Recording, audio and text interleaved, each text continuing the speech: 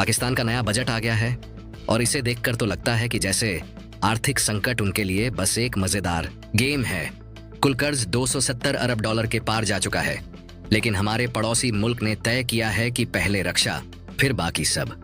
भारत के साथ हल्की फुल्की टकराव क्या हुई, इनके रक्षा बजट में सीधा 20% का उछाल आ गया है, जबकि बाकी सारे खर्चों को 7% की कैंची से काट दिया गया है।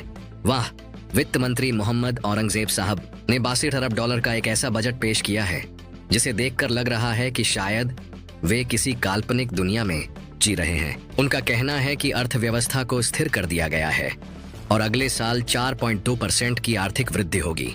ऐसा लग रहा है कि उन्होंने 2023 की डिफॉल्ट की धमकी को एक बुरा सपना समझकर भुला दिया है, लेकिन जमीनी हकीकत थोड़ी अलग है प्यारे। इस साल की वृद्धि दर 3.6% के लक्ष्य के मुकाबले 2.7% रहने वाली है।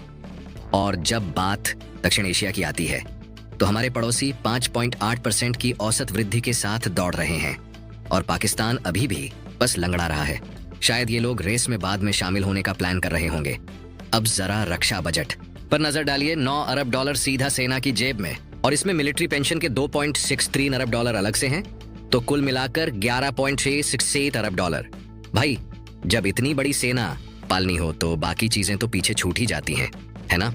उपकरण खरीदने के लिए भी 2.5 अरब डॉलर अलग से हैं। शायद ये लोग सोच रहे हैं कि अगर अर्थव्यवस्था नहीं सुधरी तो कम से कम पड़ोसी पर रौब तो जमा ही सकते हैं। प्रधानमंत्री शरीफ साहब ने बड़े जोश में कहा है कि उन्हें भारत को आर्थिक क्षेत्र में पीछे छोड़ना है। बिल्कुल, और ये सब तब हो रहा है जब अप्रैल में जम्मू कश्मीर में आतंकी हमला हुआ और भारत ने सीधे सीधे पाकिस्तान को दोषी ठहराया।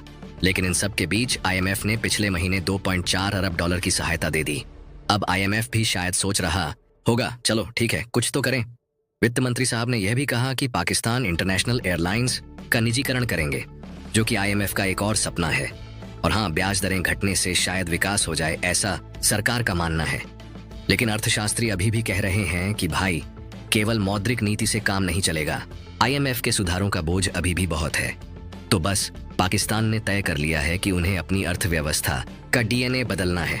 अब ये DNA कितना बदलेगा और कब बदलेगा, ये तो वक्त ही बताएगा।